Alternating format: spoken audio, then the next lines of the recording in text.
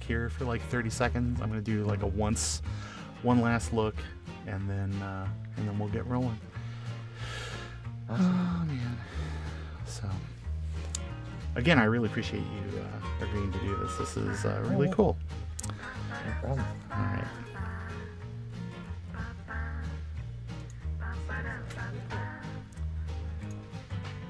Oh.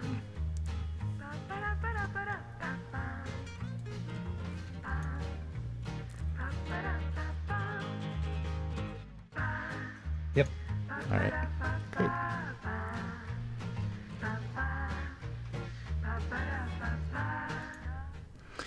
All right. Hey, everybody. It's Ron from Ron's Computer Videos. I want to thank everybody for coming out this evening and just kind of spending a little bit of time here on a Wednesday night to talk about some cool things that are happening in the Macintosh and beyond kind of retro community. So, hey, before we do anything else, let's greet tonight's guest. It's Eric Helgeson. He is the creator of BlueSCSI. It's that darn URL. It gets me every time. But the BlueSCSI project, which I know a lot of people here are enthusiasts of. So let's say some hellos. Eric, how are you this evening? I'm good. How are you? Doing just fine. So things are going Excited to great, be here. and again, I really appreciate you taking time out of your Wednesday to come and meet with me. Let's take a look. Let's see who's in the chat this evening. I was talking with Adam earlier on, so glad. Adam, thanks for showing up. Super Mole Retro is here, of course. Brett Dodd, just out of nowhere, that guy. Tom Barber, hey, who people that are familiar with BlueSCSI probably know Tom as well. Eric Miller's here. Justin Morgan. I think I also saw, Christianella's here. Super Chicken is here. So good luck tonight, Super Chicken. Maybe you can win something. IBM Museum is here again. It's really great that Big Blue's looking in on us. And Sean with Geek with Social Skills is here as well. So thanks everybody for showing up. Let's go ahead and let's get the ball rolling here. Eric, I know that you are a longtime computer enthusiast, and you have always had like kind of engineering background. You're very excited about those things. But why don't you tell us a little bit about how you got started in computing, kind of what platforms you were on, and maybe if there was like software or something or some bit of hardware or kit that really got you excited about the hobby. Kind of how you got started. Yeah, well, I grew up in rural Minnesota and actually grew up on a farm. And my dad, really early on, was really interested in computers, and he actually got a Mac Plus, I think, in '86 or '85. So it's actually that one right there. So Nice. I fixed it up and it's working. So yeah, I mean, computers were new and cool, and just really wanted to kind of learn all I could about them.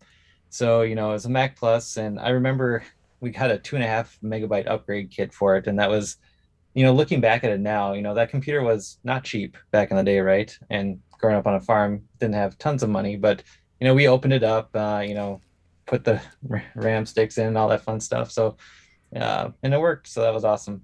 So that kind of got me interested in tinkering with computers.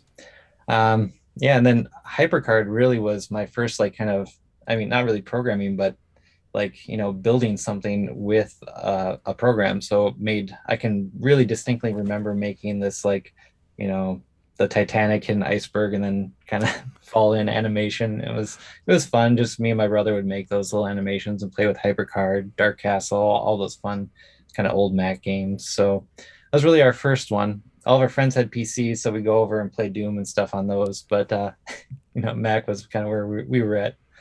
And I remember, we kind of wanted a PC for gaming, so we got a 286 and was really bummed to find out that Doom wouldn't run on a 286. Didn't do our research. Yeah, got to have a 386. It doesn't run well on a 386, but still. No. Yeah. But at least it's a fun slideshow. Yeah, exactly. So yeah, and kind of just kept collecting, or going from there, and worked at my high school. Since there's no like IT staff there, it was just a teacher who was into computers who was managing everything. So I'd help him quite a bit, setting up computers and doing things. We had a lab of Mac SEs and all this stuff, and 2Es. I remember one summer we threw away just tons of, I mean, it'd be like $1 million worth of eBay prices now, right? Yeah. That we just 2Es, chuck them in the back of the dumpster and all this stuff. So it was yeah, sad, but and I should have put a few away for myself. Or at least for the college, right? It's, I Yeah, mean, maybe the timing wouldn't have been right on that, but at least you pay the bills off now, right? yeah, So, exactly. Yeah, so kind of just kept going, and so got interested into programming. So that's my day job, is a software developer today. So just work on contracting, do a whole bunch of different things, and obviously my collection has mhm. grown. So during I'm a pandemic collector, as a lot of new collectors are. So I got that Mac Plus. I remembered, I saw some people posting some stuff, at the beginning of, 2009, or at the end of 2019 or whatever. And I was like, that looks kind of fun, to fix up computers and, make them work and kind of be nostalgic about it. So I went, and the Mac Plus would be, or, chime, but not turn. I wouldn't see anything on the video. So I took it here, fixed some cold solder joints, and thought, well, that was pretty fun. So kind of grew from there. Just kept finding old computers, fixing them up, and yeah, here we are. Yeah. But you absolutely hit on something there, which is kind of a story that a lot of people have, which is the resurgence of their interest in retro computing, especially like during the pandemic when people had a lot more time to kind of think about, or, kind of consider those purchases, because, you weren't going on vacation, you weren't going on that cruise, you weren't Mm, buying those concert tickets. A lot of people just turned that money back into either like home improvement projects, or they turned it into kind of grabbing a little bit of nostalgia, just things to kind of make you feel better while everything was shut down. So exactly. the did that really take you by surprise that so many people kind of re-entered these hobbies, like, or took this opportunity um, Yeah. to kind of get back into things? I mean, it's just, I don't know. Nostalgia is always a, powerful drug or hit, right? So it's, it was, I hadn't been in this kind of community before, but, you know, I tell when people ask me what my hobby is, it's like, some people fix cars, I fix computers and collect computers. So I think it's a valid hobby, and there's just so many people in it before this started, and they were picking up cheap computers, fixing them, and just having fun with them. And now that more people are doing it, obviously that it's a little bit harder to get into the game now. But a lot of the thing that's come out of it is all these other like reproduction.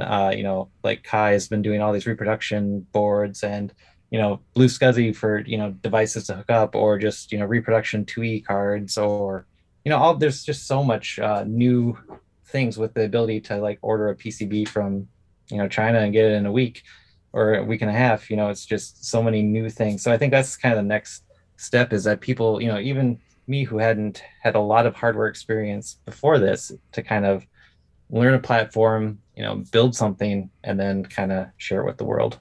That's not software, but it's actually physically hardware. No, it's true. It's and you're right. It's like with Kai and with yourself and people that are kind of going out and making improvements on kind of those old designs, and um, especially with it being tougher now to kind of get your foot in the door on some of these things, just because of the rising price on some of these special parts that Mhm. you can't really source otherwise. And so many of these things have like just a finite sort of life, especially those like quantum, those Mhm. those quantum hard drives that Yep. Apple loved in the 90s. I don't think that I have gotten a machine that's had one that hasn't had like a head stuck, or like a coil problem or something Mhm. that it just stops it from working. Yeah. So it's I have a pile of dead hard drives on that shelf. I actually had one. I had one just blow out. Like it was actually my Color Classic, and I thought it died, mhm. but actually the caps on the hard drive blew. So that's a new one for me. But Well, it's that's what everybody says. It's like, what, have you recapped it? It's yeah, funny to think that we're at the point where it's like, have you recapped your hard drive? Have you recapped your floppy drive? yeah. All that. So, but it sounds like to me that because of you getting back in and you thinking about all of these sort of projects to either quality of life improvements or just replacing those parts that you could really get at a reasonable price any other way. That's maybe what helped you sort of identify the need for BlueSCSI. Yeah, it was, a year. It was actually probably just about a year ago is when I got the first kind of prototype up and running. And it was, and BlueSCSI is built on top of a separate open source project, which was our Scuzino. I think I pronouncing it right, but Arduino and SCSI kind of mixed together, and was built by someone in Japan, and just kind of like raw SCSI was originally started a few years ago by someone in Japan too. So I saw this project, and I'd gotten another solution, and I started to collect more, and I wanted a cheaper solution, that would, I could use in more than just one computer and kind of just move things around and was a little easier. So I, was Googling, researching, figuring out all these different, there's articles from 2017, 18 about, these little Arduino or other kind of based emulators for SCSI devices, but there was not a lot of documentation. It was kind of, figure it out yourself type thing. And, me being new to it, I kind of just struggled through it. I hopped on when raw SCSI started. I hopped on, and Tony from the raw SCSI project, he helped a lot, kind of just figure out helped me figure out kind of some hardware design and figure out how to get this thing going. And then I finally did so this is actually the first one I built. So it's very basic. It's just literally a blue pill on there with a 50-pin connector and an SD card slot. But got that working, and that was pretty exciting. So for a couple bucks, you have a little SCSI hard drive emulator working here. So then I kind of went from there and started building, adding, termination and other things. So here's kind of the Rev A one. So you can see we have, resistor nets for termination. This one's still I didn't put a box header on here, but just kind of reoriented some stuff, some, pretty basic, some diodes for some prevention, back powering and other things like that. And then allowing you to power it via like a Berg connector. So just kind of kept iterating on it and working with people in the Open Retro SCSI Discord, because there's a lot of smart people out there and that know a lot more than I do. So it's really just built off of making something that is easy to use. And I'll say a lot of people talk about some of the very technical aspects of like the SCSI protocol and all that stuff, and that's all great. And I'll admit some of it's over my head too, but really what I want to focus on is making sure it's cheap, really easy to use, and you can assemble it yourself. So, there's, the bill of materials is 11 parts, I think. So, and it's mostly through-hole soldering except the SD card slot. So most people who have touched a soldering iron before can pick up this kit and try it out and see if they can put it together themselves. I am on the fence about about the surface mount soldering. I can do a lot of other things, but that's one thing that I'm kind of weak on. So I think it all just comes with practice, though, and the cost is low enough that even if something really did go wrong, it's not like a huge chunk out of your wallet, Yeah. So I probably need to. I need to take the plunge, and I need to just make one myself. So that'll be my challenge, maybe for sort of the Christmas break this year. Yes, it's a good first one to start with. I mean, and if you really screw up the SD card, and this is for anyone too, is like if you really mess up the surface mount soldering, just contact us. I'm sure we're not in the business of, we're not. This isn't our day job. We're doing this, and I'll talk about like the distribution model we're doing in a second. But we're doing this to help people's old computers come to life and have people, use their old computers and get files on and off them and do all that fun stuff. So yeah, just let us know, and we'll help you out. It's very generous of you. You talked about the improvements that you kind of made on the design as you went along, with adding like the resistor array and adding external power and things like that if you didn't necessarily have SCSI termination power. With all of those improvements, where do you say that BlueSCSI sort of fits in with the sort of the broader solid state drive emulation technology that's kind of going on today? Yeah. So really the BlueSCSI project is really focused on Macintosh, early Macintosh SCSI emulation. and SCSI 1 emulation. So I know there's a lot of other products that can do SCSI 2 emulation. Raw SCSI is built on Linux and has tons of other features. You can do networking, maybe screen rendering soon, just tons of other stuff. So because you just have that openness, and I'm a contributor to Raw SCSI too, so I think it's awesome. And so really what we want to fit in is the low cost, open, easily assemblable thing. And we do have a lot of people working on it, trying to expand compatibility with other systems. And it's awesome because they're adding CD support. So we have initial CD support. There's a firmware you can flash to kind of try that out. We're talking about adding, some other transceivers and things like that, which will bring up the cost, but expand compatibility. And then just other like software improvements as well. So I think there'll always be the original BlueSCSI will always be the kind of low cost, Mac focused, easy to use, but there's going to be, other variants, and there are lots of other variants and other firmwares out there that will expand compatibility, add different things, speed, CD-ROM support, just other things. So That's cool that that's been kept open enough where people can kind of make those forks and those contributions and stuff, and mhm. give back into the project to maybe have where it's like, oh, here's this new kind of like killer app or sort of like really cool feature that we'd like to maybe bring back into the mainstream, that Mhm. the communication is open and that people feel comfortable kind of making those contributions. I've been out on the Discord and I've talked to different people because when I first purchased one, I had a problem. I made the mistake of buying like a expensive name brand SD card that I guess maybe just the revision of, or I'm sorry, like the series of the manufacturing of those cards had an issue. People were so nice and just like took time out of their day. It's like, hey, let's figure out exactly kind of what went wrong. What's the batch number? Where'd you purchase it? Could it be like a fake or something like that? So Yeah. it's been really nice. It's a cool community has really popped up around BlueSCSI just Yeah. to kind of support people, especially kind of Mac people like me that are technical, but not this level technical. So that they just want to kind of have like these fun projects that or products that kind of make their lives easier.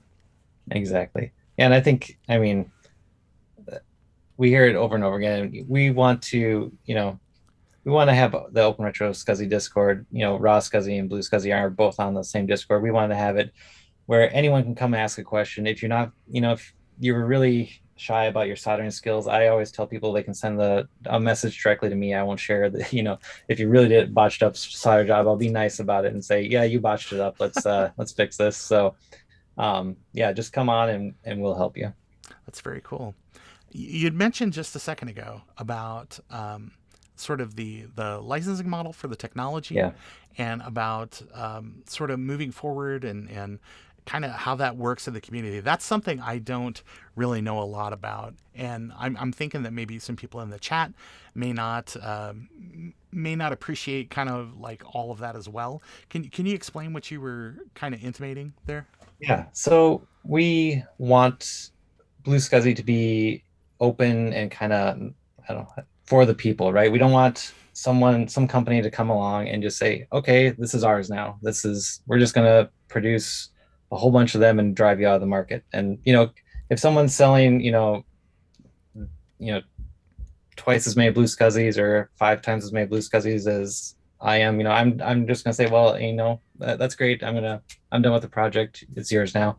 And you can see that happening with other big software companies too. Amazon kind of taking over some open source projects, and as they're saying, okay, Elasticsearch. I mean, sorry if you guys aren't. I'm a software developer, so I know Mm-hmm. I've been following a lot of this closely. But they just took this project and said, okay, we're going to offer this now, and Elasticsearch was like, hey, that's not cool, man. So they changed their licensing model to avoid that, which caused a fork and not goodness. So really what BlueSCSI is a non-commercial licensed board. That means you can download the Gerber files and go to a PCB manufacturer and print, 5, 10 yourself, hand them out to your friends, build a couple, and you're good to go. What you can't do is build 100 of them and go sell them. will, eBay will take you down and all that fun stuff. So we don't want a commercial distributor to come in and kind of take it over. Um, the software is GPL, and we want people, if they make a change, we want those contributions that they made to be open and for everyone as well. So that's kind of the two licenses that we use to try to make sure that, one, we don't have a commercial takeover, and two, that it's kind of open forever. Mhm. You are partnered though with people like Yes. Tom Barber and other folks that sell the Right. devices, but I guess that they have gone through sort of a like an official sort of program to be part of the team. This isn't Yep. just like you were Exactly. saying where I we bought all the parts and we went out on eBay and sold 1 million of them. Right. So yeah, that's what I've done is I've, instead of trying to, partner with a big commercial something, because I don't know if that would even work. There's only so many old Macs out there and only so many of us out there, right? Mhm. So what I did was instead is partnered with, other makers in the community. So Tom, Bruce, uh, or Kay in Japan now, and a few other people. And they are, just kind of people just like you and me that can build some things and can solder some things. And I kind of, have some standards, right? They have to send some documentation.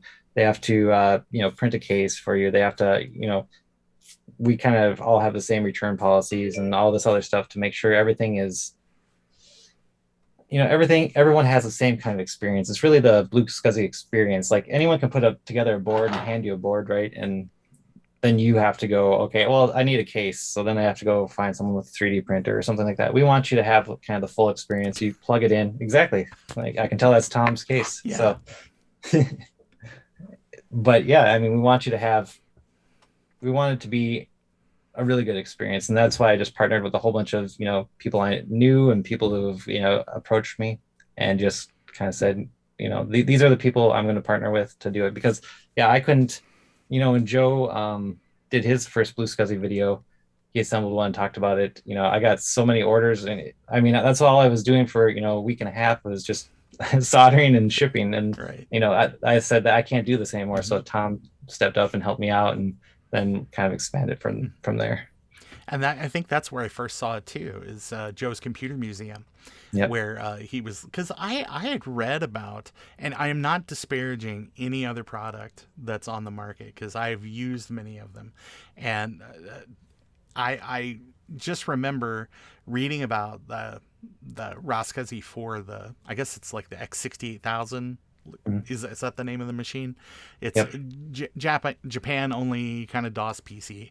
Um, and I was like, wow, this is amazing. And I really hope that this kind of comes to, Macs and things like that. And it finally did, but I was like, this is still kind of a assemble it yourself kind of project and some surface mount stuff that I wasn't up for. Well, now that there's more of a supply chain kind of on that where you can Mhm. get like pre-assembled units and all that, but I just remember watching Joe's video and I was like, wow, this is something that seems inexpensive. It's just right up my alley. I have a considerable investment in these other products, but I want to try this too. And Mhm. I think I now have 4 of them, just because it's they're just so simple to Yep. like I can prep a machine in the emulator, just throw the HDA files on the SD card, and then just put it in the Mac and it boots. Yep. Or if I need to help somebody with prepping something like Super Mole Retro, just recently purchased one, and I was like, hey, let me help you. I can kind of get like, because it's one of those things, especially with Macs that have like 400, or I'm sorry, 800K floppies. So like your plus your early Mac 2s and your original SE, is Mhm. that getting a bootable 800K floppy so you can get some of these things prepped is really tough, and Yep. it's more trouble than a lot of people can. And then you hit that wall of that a lot of the software that you need to really use these machines in a kind of a meaningful way, it's all compressed. So you end up with like the chicken and the egg of Mhm. trying to get things decompressed onto a partition so that then you can set things up and go. And Yep. before I purchased any of these things, oh my gosh, like just what a pain in the butt. I mean, you can Mhm. have floppy MU is good and Yep. all that, but it's still a lot of work and a lot of slow work at floppy speeds. So I Yeah. appreciate the BlueSCSI has definitely kind of made things easier for people, especially kind of people starting back out. To kind of get things going. So, but it sounds like, well, I mean, I've bought from some of these people too. So, but it sounds like you have a really good supplier, or I'm sorry, team of people that are all committed to making sure there's a good supply of the devices out there, especially on things that are kind of maybe tough to get from competing products. Like there is a competing product that has a PowerBook version of their device, which I think you can only order them from Bruce, which is Yeah. fine if you live down under. It's not as easy for people in the States. I mean, I'm not saying that Bruce wouldn't be nice enough to mail one, but you do have to consider international shipping Yeah. and lead times and things like that. No. So And yeah. I mean, that's a good, you know, that I showed, the original or the BlueSCSI, right? The desktop one, the 50 pin connector. But there's a lot of other people out there that have made, other models. I got have them all here, and I'm trying to find the one. So, and someone from the Netherlands sent me theirs. So this is their PowerBook version. Androma, who is a contributor to the BlueSCSI, he also made, this is his desktop version, but he also has a PowerBook version. A couple other people on Open Retro SCSI made a 2GS version, so that's this one here. Mm-hmm. So has a special connector for the 2GS there, and it's just I have everyone send me, if they want to put the BlueSCSI name on this, I just send me one PCB, so I have it. So I just have a pile of PCBs here, just kind of showing the lineage of all the BlueSCSIs and where they've been and where they're going. That's really cool. I've seen some of the projects. I saw the one for the 2GS. I was just reading about that today, as a matter of fact. So it's really neat that people have kind of bridged that out and stuff for other Apple products and all that. So I can't wait till maybe closer to April Fool's Day when somebody sends you the oops, all PS2 ports version or something like that. Exactly. I did so Tom was pestering me to make a PowerBook version. So I did I threw it into KiCad and hit auto route. And so I did a Tom YOLO. I don't know if you can see that Tom YOLO version, and it doesn't work. So I Well, wasted $4 on this a couple prototypes. So Tom owes me $4. that's auto routing for you. Yeah, it was just a couple issues, but Yeah. oh well. Yeah. Well, that kind of happens, but no, that it's fun and it's nice to experiment and try things, especially things that you can use a discount code with Perifractic's favorite website to maybe to maybe get it inexpensively. But Yeah. so we've talked about kind of where the project has been. We've talked about the inspirations for the project and some of the sort of variations of things that have come up or kind of come online as the project has grown. So what's next for BlueSCSI? Yeah, so I alluded to it. I had an order of prototypes come in recently, so I'm doing each prototype had an issue, which happens. So doing the order on Friday for the next round. But the next one coming is the 1.1 version. So it's really just quality of life improvements to the BlueSCSI. So, and my prototypes are green, so you'll have to excuse me. But you can see the 50 pin connector allows for an angled connection now. We have headers here for LED and power lights because everyone likes their blinky LEDs. The SD card slot is now facing outwards. So like if you were to put this in an SE, you could plug it in and then expose this on the back and just kind of slip in and out your SD card. And then a couple of I have too big of a resistor there, but the resistors for the LEDs are kind of on the side here. That's cool. So again, it's just kind of quality of life. And the resistor nets, everyone kind of gets that backwards because I had pin one marked, but one was facing this way and one was facing the other way. So I've flipped them all exactly the same way. So that should be easier. Cool. I like the orientation of the SCSI connector because for people that maybe have, you mentioned the SE, but like people with not a lot of wiggle room. So like Color Classic, Mhm. 5500, or I'm sorry, 5500. Gosh, Color Classic 2, probably people like LC 550s, LC 575, those type of machines. Uh, Not as much kind of room in there, or Mhm. I guess machines that use, I forget the correct term, but it's that it basically converts the cable side to sort of like an edge connector. There are some Oh, of yeah. those machines that use SCSI and do that. So Mhm. I think, I can't remember what models, but Yeah, there's can't remember either. But yeah, there is it the Color Classic that does that? I thought it was no, the Color Classic routes up. Yeah, I can't yeah, remember the it models, but routes out yeah. like an actual cable. So I'm thinking like Yeah. 550 maybe. I'm sure somebody in the chat is like there There we you go. go. Drake says it's 520, 550, 575. So Yeah. I remember those back in the day, and now if you lose those things, oh gosh, good luck. So, and then I have another or variant on its way too. So this one is a DB25. So this will be able to just plug straight into the back of your computer. This one Yeah. doesn't have a blue pill on it, but it's Mhm. always terminated. So it's just the resistor nets are on. If for some reason, I don't know the reason it would be if you didn't want the resistor or the termination on, you Mhm. just make these socketed so you could pull the resistors off. And then the SD card is just on the back here. Right. So Now that is absolutely a product that I'm looking forward to, because not to advertise anyone else, but for people that work on PowerBooks, there is another mhm. thing that kind of occupies that same space that would be excellent. I mean, I guess just I'm sure you've got this all worked out, but I mean, I guess just keep in mind that some of the power books and stuff don't have termination, or don't seemingly provide enough termination power for some of these devices. So Yeah. you've got this all worked out. Don't listen to me. Don't listen to me. No, that's good. I don't know. I'm just excited to get it when it comes out. No, and that no, I love your channel because you are like you say I don't know everything. Let me No, know. So I mean, no, I don't know. you tell me. So Bruce, when I showed Bruce this, he's like, Mm-hmm. "Oh, remember on the 2CI and Quadra 700 that Mm-hmm.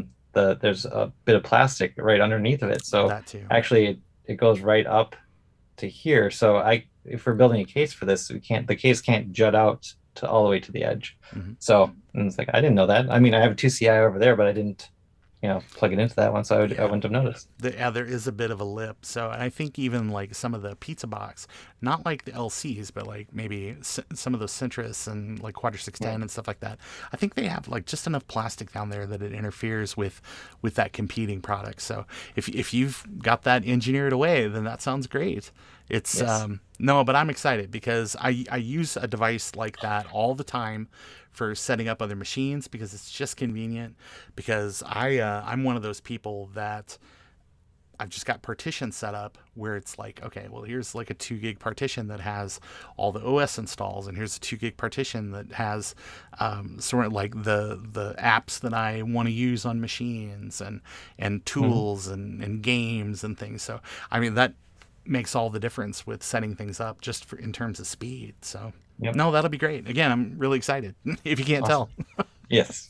So, but so there's some cool new hardware coming down the Mhm. pipe. I'm that's great to see that, especially that things kind of continue.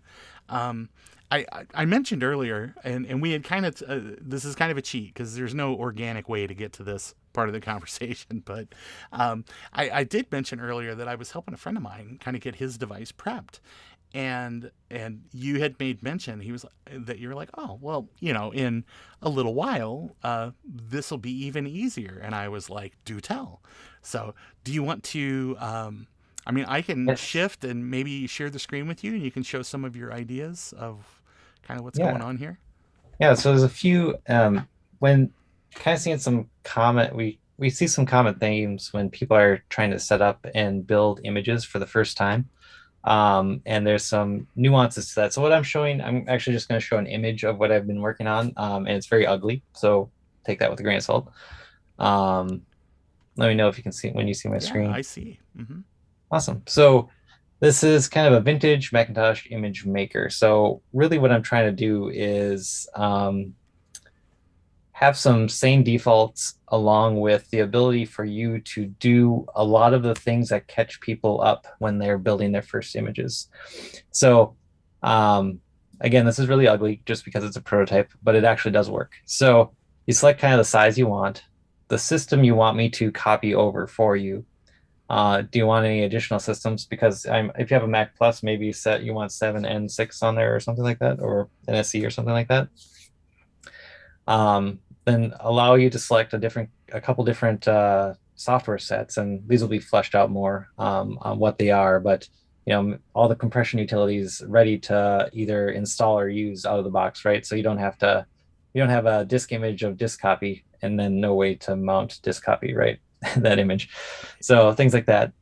SCSI drivers. So this is something a lot of people don't think of usually, but when you install a SCSI drive or format a SCSI drive on a Mac, either if you use like the Apple disk utilities or Lido or FDW or FWD or whatever it is, and things like that, they all have their own drivers and they all have different compatibility and speeds and profiles that they work better or worse with. Like Lido is very compatible and was open source before or was distributed under an open license when they kind of shut down. So that's why you see a lot of images kind of include that because there's no liability there.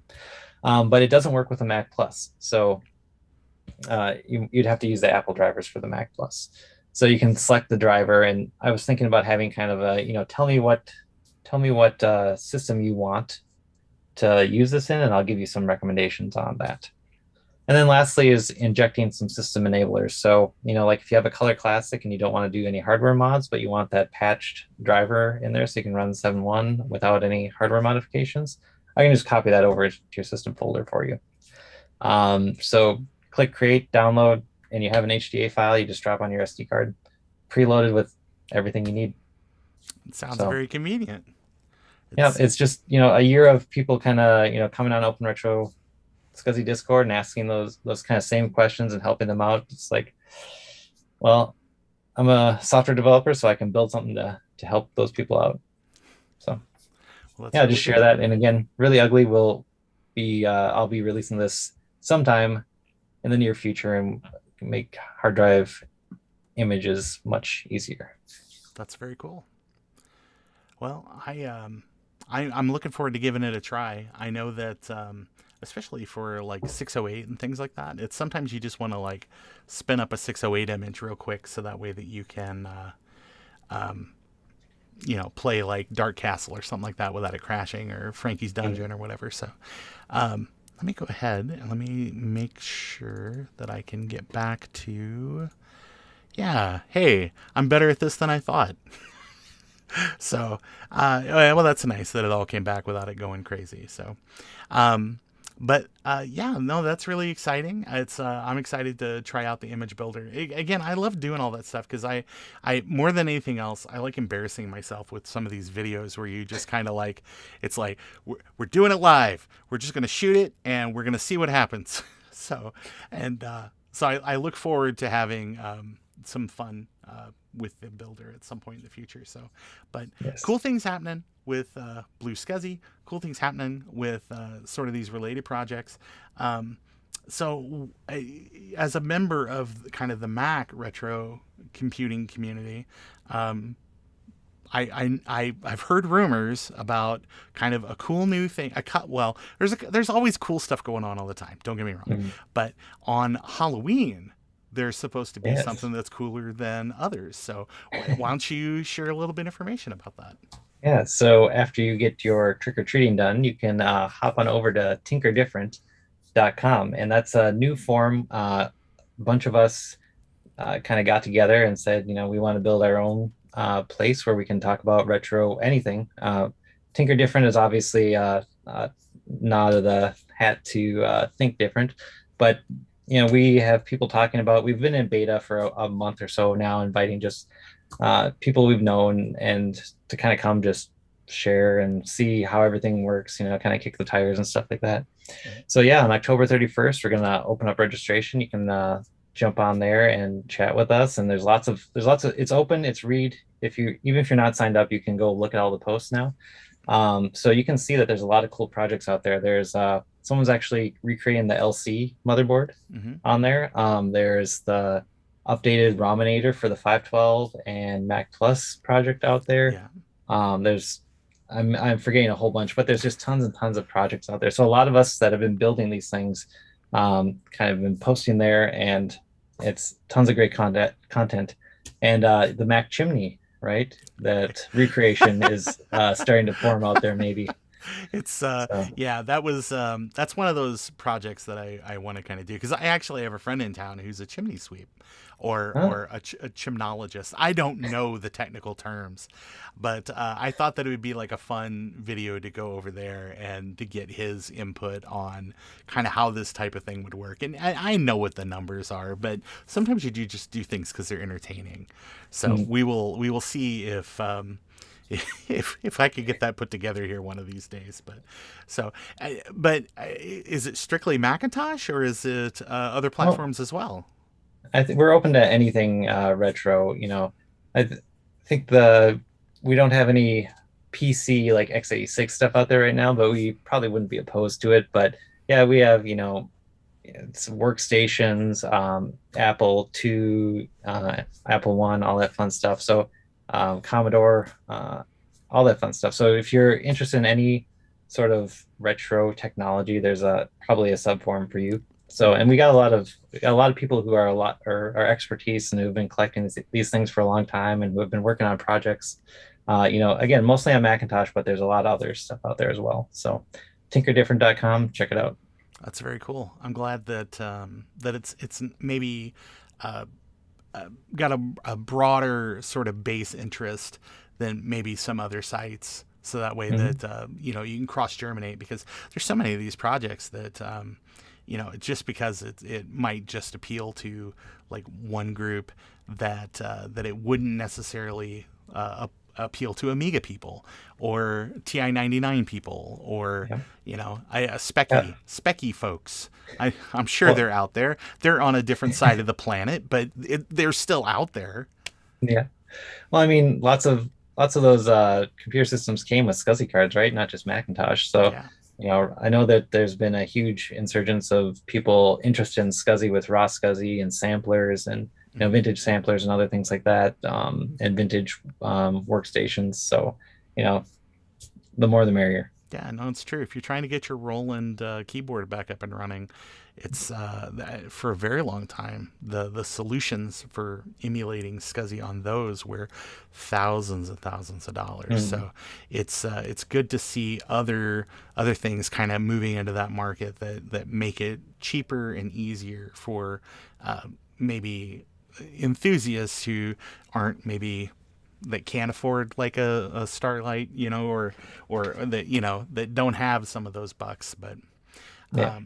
and you'd mentioned earlier, I kind of backed you up on that about like chatting and Discord and stuff, where you can kind of go out and talk to other enthusiasts and get support on these things. There's a really cool. Do you want to talk about Yeah. the Discord for kind of all these projects? Yeah. There's a open retro SCSI Discord. So we are kind of just a we focus on open hardware. So the main projects are raw SCSI and BlueSCSI, obviously, but we have a lot of kind of sub channels for like skunkwork projects and other just random projects people come up with.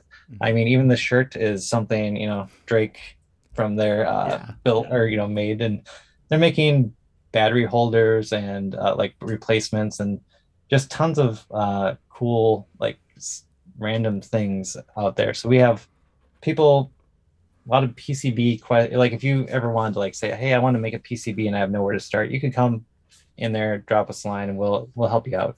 And that's like I said earlier, that's how I got started. Is I jumped in there for raw SCSI, and um, I had no idea how to make a PCB before I talked to some people in there, and now Hmm. I have a table full of PCBs. So Nice. uh, I hope yeah, to be one of the cool kids soon. I've been working on with some Adafruit parts and some 3D printing. Sort of the idea would be like a remote battery connection. So Oh, don't modify your board. You just use like a little Sebo to replace that half AA and run some wires to a remote location in your case. I got to make small contributions, man. It's all I've got, Coach. Don't kick me hey, off the team. I just no, you're on the team. all right. Yes. Oh my gosh. Well, that's great, and it's good to have a place where you can kind of chat with like-minded people, and with like Tinker Different, and with the Open Retro SCSI Discord, just where that way that you can maybe get some immediate assistance on some of these issues that you might run into, especially if it's like, hey, I'm a little rusty on some of these things. Maybe somebody can answer, my question for me. So, Yeah, but and yeah, I mean, SCSI, so we get questions on termination and all that fun stuff. So even if you're just hooking up an old hard drive and you forgot how termination works, come on in, we'll help you out. yeah, I saw there at the old forum. There was somebody out there asking, like, starting all these termination threads and stuff, and they were just basically every one of them ended up with like, do you know where John Connor is? And I was like, this is a long walk for a joke. That's not very funny, but whatever. So, Yeah. but speaking of questions, did you have anything else that you maybe wanted to talk about or anything, or can we maybe open the floor up to some questions from some of the people on YouTube? Yeah, go for it. If anyone had any questions, I know I'd be Britt Dodd. happy. I know Britt Dodd does. Britt Dodd he has nothing but questions. But if anybody has any questions, now's the time. Eric would probably love to hear them. Maybe if you've got questions about some of the upcoming projects, or maybe some of the, I don't know if you could answer questions about some of the forks or anything like that on Yeah. BlueSCSI or any of that. But Mhm. maybe we'll give it a second to see. Yeah, I'm just scrolling up. I saw someone said, "Will it work on Amiga?" So we've had a couple people, I believe, had success, but I think the most popular cards for Amiga, and I don't have an Amiga, and I don't think I've ever actually seen an Amiga in person, so I don't know much about them.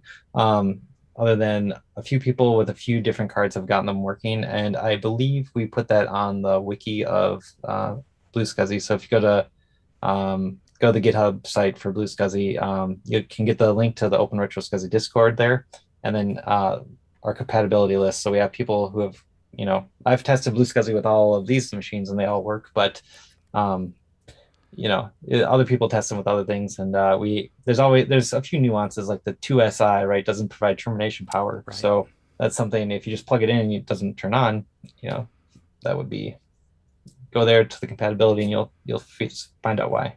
Have you actually? Adam had asked, when can I get BlueSCSI with LED connector? Uh, Soon, so if I order them on Friday, they'll be about a week and a half, verify them, and then everyone will get them. So probably say a month about would There, be there you go. Mark your calendar, Adam. 1 month from today, from today. like to the minute. There is no penalty if I do not make that. No, there's there's nothing to win and nothing to lose. It's Exactly. just it's as long as it's done correctly and all that and thoroughly tested, I'm sure people will be just as Oh pleased. yeah. So yeah, Well, I'm excited for LED as well, because I have it's you can't see it, I'm in the way, but I have a Quadra 700 behind me on the bench that I'd really like to hook that up. It's kind of like sealing the box, like max VRAM, like everything's all kitted out. This machine is done. I'm going to stop taking it apart. I'm going to stop retrobrighting things. I'm calling it. So as soon as that happens, then I'll be very pleased that I can be done with that one. So yeah. I'm still looking for a Quadra 700. I got my 2CI. I put a little sticker on it that says Quadra 700. Take pictures of it. Just so I think I have a Quadra 700. I tip it up on its side and just leave it like that. Yep.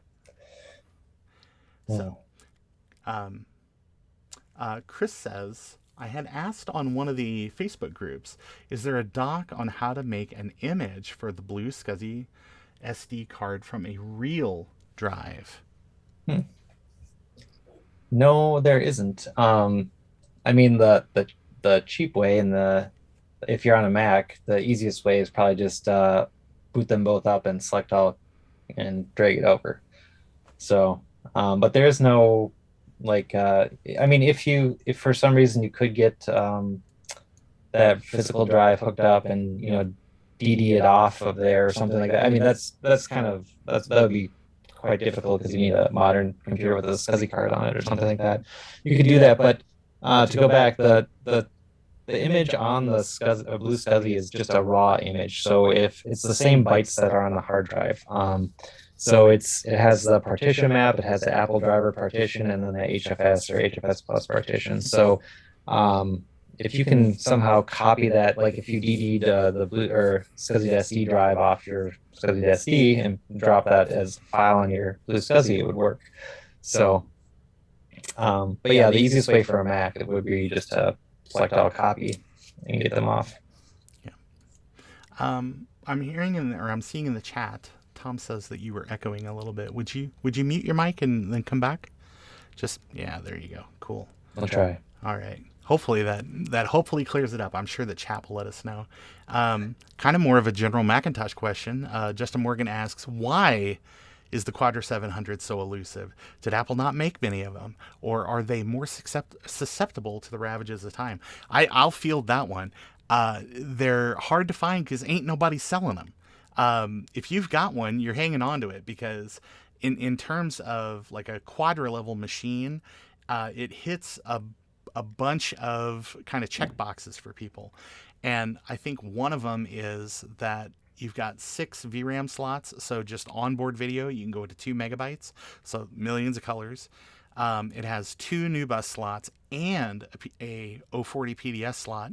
So you can have like, and it's got onboard networking and it's got onboard video and I think it supports 132 or 136 megs of RAM, something like that. If you want to like, just trade in your kid's college for some 30-pin Sims. But the other nice thing about it is that that 040 PDS, no, sorry, what I meant to say, the 040 PDS, yeah, it's great. You can put the DOS card in it, video coming soon. But you've got 2 new bus slots. So, you could have like you're kind of limited because I think it only will accept up to a 7-inch new bus card, but there's still like a lot of great cards like that out there. But probably the very best thing is tantalum caps on the motherboard. So, so if you don't have a leaky battery, you've got a working Mac. They just last. And I think that's why people love them and hang on to them. And that's why I got mine. Actually, I've had 2 over the years. I had one that I got, and this is before I got introduced to all the kind of the solid state SCSI drive replacement stuff. And I think I gave it away to somebody on like through YouTube because I was kind of it's just kind of sitting, or not YouTube, but Facebook. I was like, it's just kind of sitting here, and somebody else maybe wanted it. So I was like, just cover shipping. And you don't want to know what I paid for the replacement. So, yeah, but that's what a couple years will do. Yeah, exactly. No, I really shouldn't complain because if I go down here, if you notice right there. Oh yeah, 950 or 900. Yeah, 950. Oh, of course. So yeah, I would love to grab one of those, but it's oh my gosh, I got to do my thing because I can't say it if I don't do the thing. Vintage Computer Festival Midwest. They had a guy there that had a 950, and I think it was down more than it was up over the weekend just because of just various sort of stability issues on those machines. So I don't know anybody that's using one as a daily driver, but they're definitely pretty, especially if you've got the key and all that type of stuff. And yep. I do. And it's I put the fan or Nautica fan in it, right? So it doesn't sound like a jet engine when I turn it on anymore. I was gonna say I've seen the videos where people kind of replace with the Noctura. I'd probably pronounce it wrong, but something like that. I watched a video today where somebody called it like Akarana of Time. So I just, you know what? I just don't even care anymore. I watch Retro RGB podcast, and the host of that is constantly like, I'm going to say things wrong, and everyone will just have to deal with it. Tell me how I'm saying it wrong, and I will say it correctly next time. So it's Bob out there. So I try to be like Bob. It's you're going to get some stuff wrong. Just be patient. Be patient with me, please. But let's see. Do we have any other questions? Does anybody have anything else? I'm trying to leave my chat window kind of alone because I don't want to like mess it up and make it look weird. If you want to scroll up and maybe see if there's anybody else asking some things. We are coming up on about an hour now. If we don't have any questions, you want to do a giveaway? Oh yeah. Well, I'll show you, since you talked about the new bus card. When I open up my 2CI, and then we can do the giveaway. Sure. I found this beast in it. Nice. So I don't even know what I would use it for. It's a Super Mac video card. Mm-hmm. But you'd probably use it as a convenient place to keep all your 512K VRAM sims, right? Yeah. Just this is my VRAM sim holder. So they don't go running off, And I've seen there's been quite a number of like reproduction VRAM sims. And so here's one of the Silicon Insider, like my camera's backwards, but one of the 512K modules. So yeah, you don't have to buy from Mr. Polkadot anymore. You can get some reasonably priced ones. Yep, on Tinker Different, there's actually a project with them as well. So if you want to open or a different solution, same RAM modules, but just a different design. Sure. No, that's great. It's more the merrier, I think, on a project like this. And I think that I think people very much have that attitude because they're just like, hey, I'm having fun. I want to get some things out there. I don't think anybody's trying to become a millionaire. They're having fun, helping their friends kind of, get these machines back up and running. So,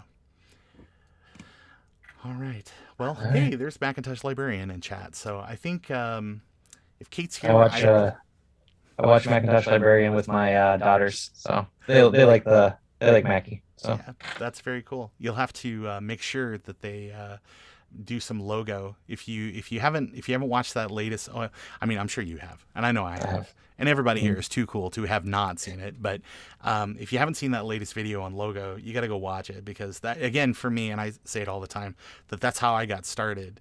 Is that playing with logo and kind of getting interested in computers and stuff from there. So it's a very fun video if people haven't seen it.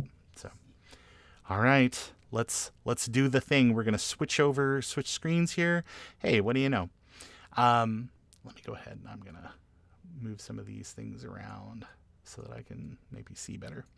Okay, so what we've got here is, don't forget, if you want to learn more about the project, you can go to scuzzy.blue, not scuzzy.blue.com, not www.scuzzy.blue, not any other combination of words other than scuzzy.blue. If your browser has a problem with it, you need to stop using 10.4 Fox. It's not supported anymore. It was cool, but we got to move on, okay?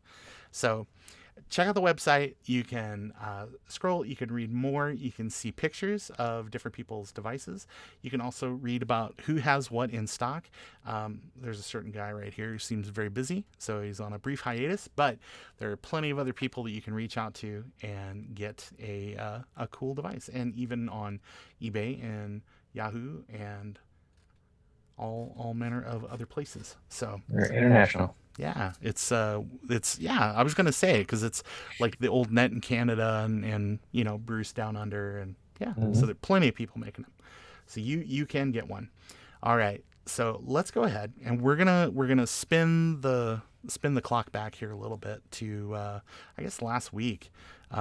Seems like almost a week ago, but Eric was very kind and he reached out and he said, hey, let's do a little bit of cross promotion and stuff. And so he agreed to meet me here tonight to kind of do a little bit of an interview. And then he was going to be kind enough. He's going to give away a BlueSCSI to one lucky fan. And I guess the best way to maybe handle this would be the winner tonight should probably go ahead and go to scuzzy.blue, and they can reach out via email to you there. Is that probably the best way, or smoke Yeah, signals or bat signals or? smoke signals will be good. All right, sounds So, good. no, yeah, we'll figure out a way to contact me. It's just erichelgeson@gmail.com. Oh, So there you go. All there right, you got all my right, email. spammers, you're all set. Go for it. But if you can't, if you stumble with anything, you can hit my about page and stuff, and I'll make sure to forward all your information. So, so the device itself is coming direct from Eric, and again, thank you so much for your generosity, and thank you so much for being so kind to spend your Wednesday evening, just chatting with me. So, No problem. all right, so we have our URL of our video. Let's go ahead and we're going to get a copy of that. And just to verify the rules of the contest, this is what I have just started doing, because I want to make sure everybody knows that everything is 100% above board. When is the giveaway? It's tonight, baby. We're giving it away. So where does it happen? It happens at this live stream that you're watching right now. How do you enter? You were to go to the video that advertised this giveaway, and you were to leave the following comment, which is BlueSCSI. It's that easy. So let's go ahead, and what we're going to use to pick our stuff is YouTube comment picker. Let's go ahead and we're going to paste in our URL for our video. That looks good. That looks good. And we're going to make sure everybody gets one entry. We're going to include replies to comments, and we're going to filter based on specific text. And again, that specific text is #BlueSCSI. We're not going to. I didn't enter. Oh, you didn't? I saw No. Tom Barber did, because I guess he's like, He's hey, another one. he's like, I love it, and I just want to promote the project, and I just want to be a cool guy. So I'm like, I want to be a cool guy too. We're not going to exclude anybody. We're not going to blacklist anybody. We're not going to have additional entries. So let's see how many unique entries we have for the contest. Okay, we have, everybody can see this okay? We've got 19 unique comments. So let's go ahead and we're going to scroll down. And good luck to everyone who has entered, and let's pick a winner.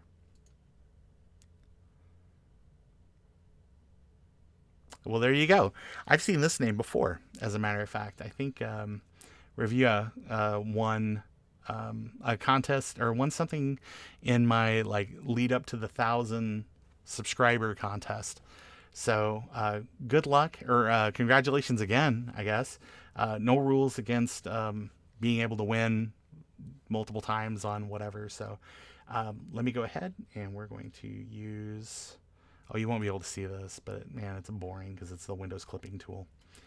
I'll just say that so you can choose from either a BlueSCSI kit, or I'll assemble it for you, or you can actually get one of these prototypes if you'd like to. But there's caveats which I will describe in the email when you send them to me. So you get to pick from one of those options. Cool. I'm going to make sure that we go down here to the bottom, and we're going to paste our winner information in here. And so that way for future nostalgia. All right. So again, congratulations to the winner of tonight's giveaway. And let's go ahead, and we're going to zip back from there to regular chat. So there you go. So what else is going on? What other great news you got? I don't know. Let's see. I'm trying to think. No, I don't know. I was just gonna say, if you jump on Tinker Different and jump on Open Retro SCSI Discord and come chat and hang out with all of us, because I don't know. It's just, and I just wanted to say thanks for doing that video about how to get files onto your BlueSCSI with emulation, because a lot of people struggle to get that set up right away. So a video tutorial on how to do that is awesome. Right. And I've actually added it to our documentation already. Oh, so wow, really? people will see it right away. Oh, yep. That's really cool. Thank you. It's one of those things where I was doing it. I've done it a couple times for myself, and I've done it wrong a ton of times, or I'll end up with something that's kind of like half blessed, like not 100% bootable, or like wonky boot, where it's like, and this has been my problem on some of the competing products too, is that especially on like Quadro machines, it'll kind of half boot and then it reboot and then it boots normally the second time.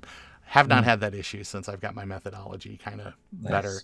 So No, but thank you for kind of including that with the documentation and stuff. I'm sure Yeah. it will be superseded in no time, but it's kind of nice No. to have done a little bit to maybe assist people kind of in the short term. So, Yeah. No, I just yeah, just really excited about kind of where this community is going, and just like, you getting to 1,000 subscribers is awesome. There's lots of other little, not little, but I mean, up and coming YouTubers, and we got some big YouTubers doing some awesome Mac content as well. So we just have so much content, so many projects going on, so much going on. It's just an exciting time to be a retro Mac enthusiast. yeah, absolutely. So, and I'll take small because it was minuscule. Now it's just small. I'm doing great. I'm putting in small numbers now.